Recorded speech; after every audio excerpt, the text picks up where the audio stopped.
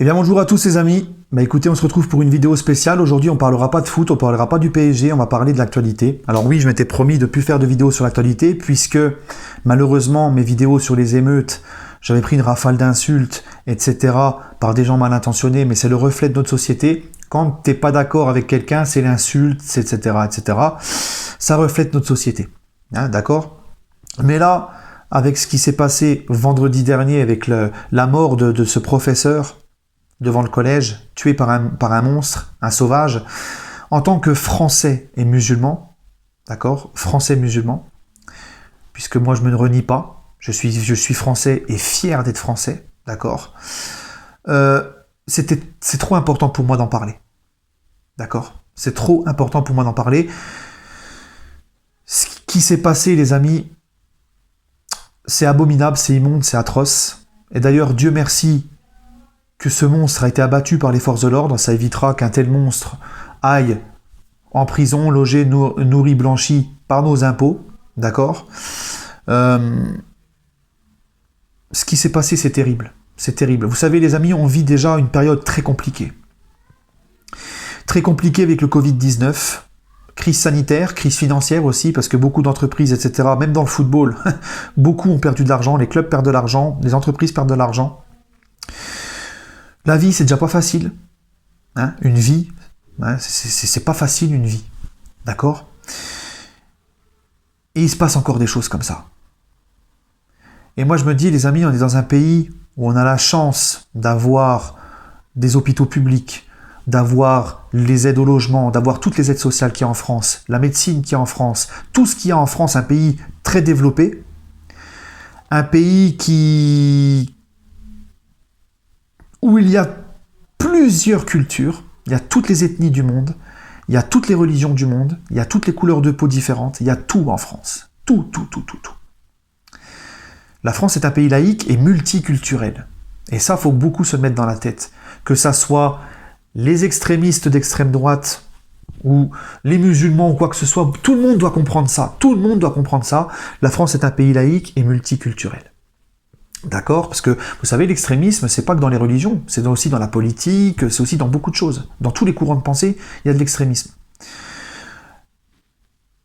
En France, donc, je vous ai dit, on est dans un pays laïque et multiculturel. La laïcité, c'est quoi? C'est pas empêcher une personne de pratiquer sa religion.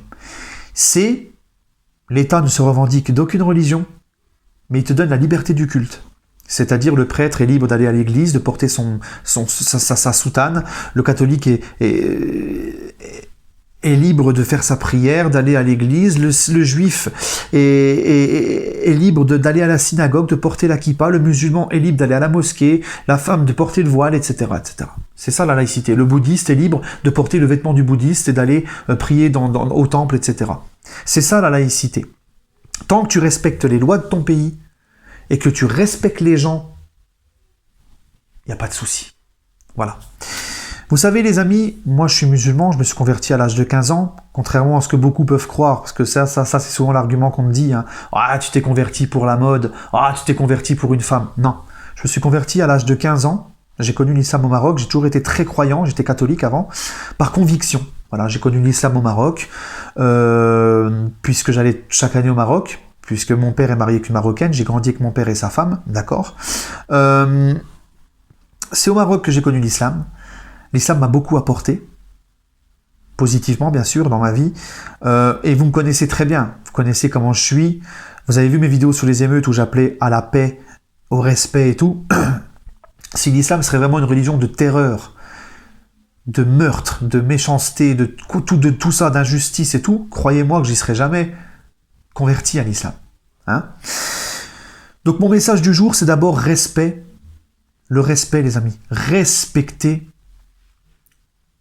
les choix des gens. Respectez la vie des gens. Respectez comment les gens vivent. Respectez comment les gens s'habillent. Respectez les croyances des autres. On ne peut pas en France faire une pensée unique. Tu ne peux pas faire des Français la même façon de penser, la même façon de manger, la même façon de s'habiller, la même façon de croire.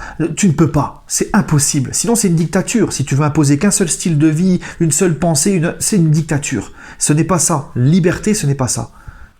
D'accord? Vous savez, moi, les caricatures, ça ne me touche pas. Le blasphème religieux, même si j'aime pas ça, tu peux pas toujours aimer les lois de ton pays. Tu peux les remettre en cause. Mais une fois que, par exemple, le blasphème religieux, une fois que le pays a décidé que c'était légal, bah toi tu respectes, tu vas pas faire tout ton cinéma, même si t'apprécies pas. Parce que quelqu'un qui est très croyant, il aime pas, tu vois, de voir du blasphème religieux et tout. Mais c'est comme ça. Quand Mila, elle a insulté l'islam et les musulmans, et quand il y a les caricatures sur le prophète, moi, je vous le dis clairement, ça ne me touche pas, ça ne change rien à ma vie. Ça ne change rien, ça ne me touche pas. Ça ne nuit en rien à ma vie. Ce professeur-là, j'ai lu des trucs comme quoi c'était un professeur qui était d'extrême droite, islamophobe, etc. Moi, tout ce que je vois, c'est que c'est un professeur. Moi, je me base sur les faits qui sont vrais. Il y a un père de famille musulman, son fils était dans la classe du professeur. Son fils a tout simplement dit, ce professeur était quelqu'un de gentil, qui n'avait aucune haine en lui, et il a même demandé aux élèves musulmans de sortir. Parce qu'il était en train de faire un cours sur pas les caricatures, sur la liberté d'expression en France. Donc il enseigne la liberté d'expression, c'est un enseignant, il enseigne en France les choses que tu peux te permettre en France, d'accord, c'est comme ça. Et il en est arrivé, il a voulu montrer les caricatures de Charlie Hebdo sur le prophète Mohammed, d'accord. Il a demandé quand même aux musulmans de sortir. Donc quelqu'un qui veut vraiment provoquer, il va le faire devant la personne qui veut provoquer. S'il a demandé aux musulmans de sortir pour ne pas les toucher, c'est qu'il n'y avait aucune raison, aucune envie de provoquer. D'accord? Et même si ça serait le cas, j'ai envie de vous dire, moi les caricatures, ça ne me touche pas. J'ai pas besoin du blasphème religieux sur l'islam ou des caricatures d'un journal ou quoi que ce soit, ou de qui que ce soit, pour remettre en cause les valeurs de ma religion et les valeurs de mon prophète. Ils veulent faire des caricatures, ils veulent blasphémer. C'est leur droit. C'est leur droit. Et si tout le monde se mettait à régler ses comptes, à tuer, menacer, insulter, frapper quelqu'un parce qu'il insulte sa religion ou parce qu'il fait des caricatures de son prophète, mais on s'en sort pas. Ça serait le chaos sur Terre. Ça serait le chaos sur Terre. Voilà les amis. Hein. Moi, maintenant, je vous le dis fermement, je condamne le terrorisme, je condamne les monstres comme ce mec qui a tué ce professeur. D'accord ? Oui, je suis musulman. Oui, je fais mes 5 prières par jour. Oui, je mange halal. Oui, je fais le ramadan. Oui, je vais à la mosquée. Ma femme porte le voile. Et alors ? Ça ne m'empêche pas d'être un honnête citoyen. Je paye mes impôts. Je vais 5 fois par semaine. Je me lève à 4 heures du matin pour aller travailler parce que je suis boulanger. Je n'ai de problème avec personne, que ce soit dans ma famille, mes amis, mes collègues de travail, mes proches, mon voisinage, personne ne se plaint de moi parce que je ne force personne, je suis souriant, serviable, poli avec tout le monde. Voilà. La tolérance, ça n'empêche pas d'être tolérant. J'ai récemment fait le mariage de mon oncle maternel, il y avait de tout. Il y avait de tout. J'étais pas le seul musulman. Et il y avait du halal pour les musulmans, il y avait de l'alcool et du porc. Personne n'a pointé du doigt l'autre, personne n'a gueulé. Tout le monde a respecté. Tout le monde a respecté la nourriture des autres, tout le monde a respecté le mode de vie des autres. C'est ça, le respect et la tolérance, et c'est comme ça qu'on appelle le savoir-vivre ensemble. Donc tant que les gens n'auront pas compris qu'en France, il y a différentes cultures, différentes religions, différentes pensées, qu'il y a aussi la liberté d'expression, on n'avancera pas. On n'avancera pas. Hein ? Je ne sais pas. C'est pourtant pas compliqué de s'accepter les uns des autres. Moi, vous savez, j'étais dans un internat quand j'étais petit, parce que j'étais renvoyé de mon collège public, j'étais dans un internat catholique. D'accord ?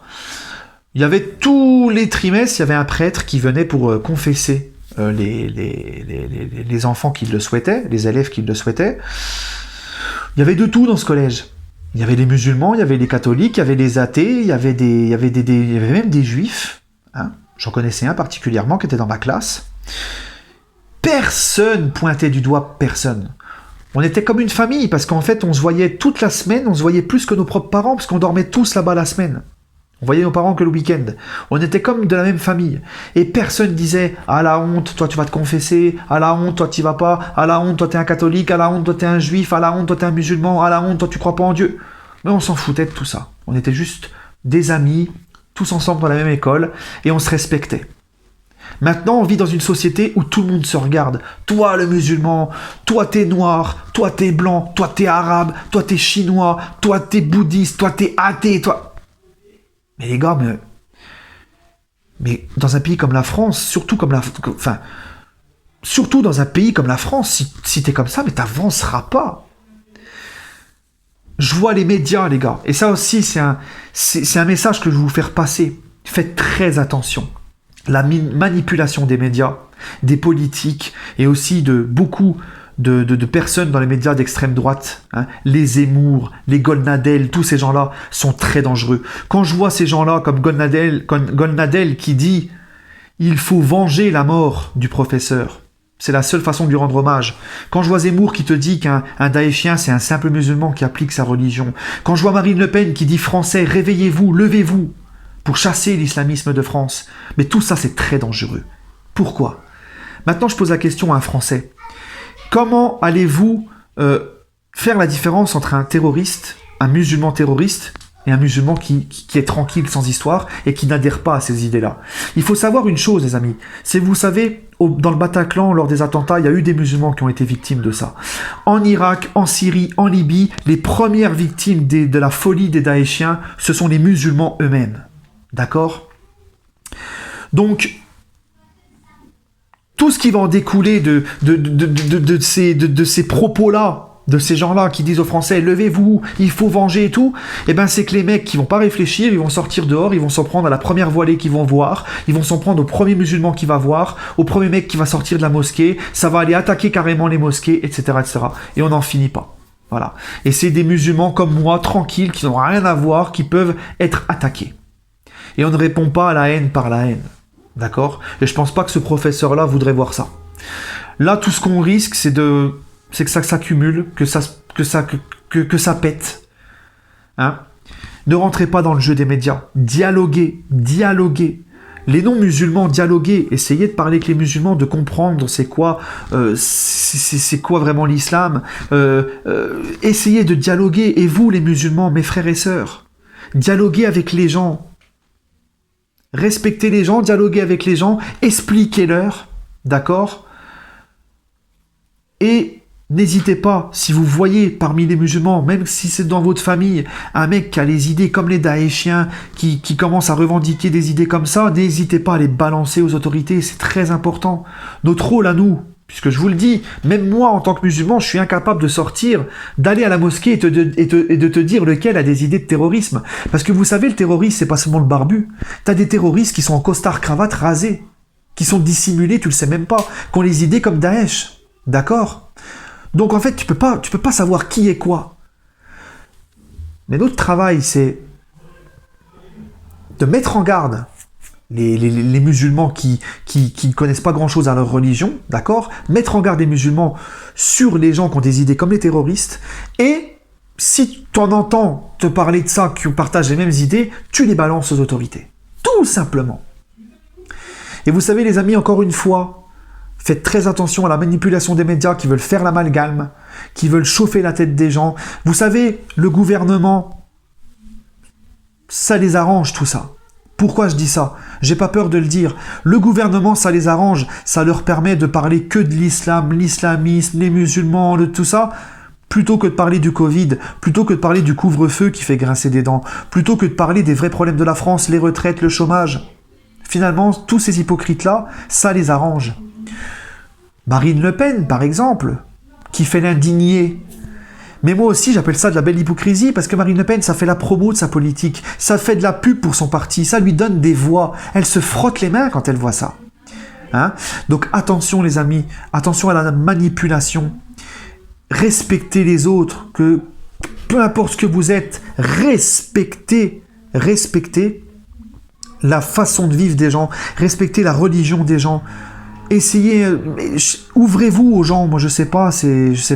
On ne peut pas en France faire en fait, faire une seule pensée unique.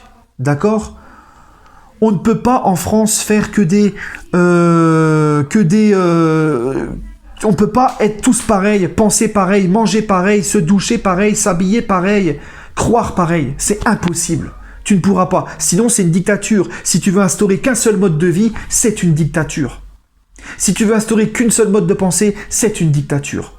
Voilà mon message, les amis. Bref, sur ce, prenez soin de vous. Et on se retrouvera demain pour une vidéo sur le Paris Saint-Germain, l'avant-match du match. Voilà, de PSG Dijon. Prenez soin de vous, les amis.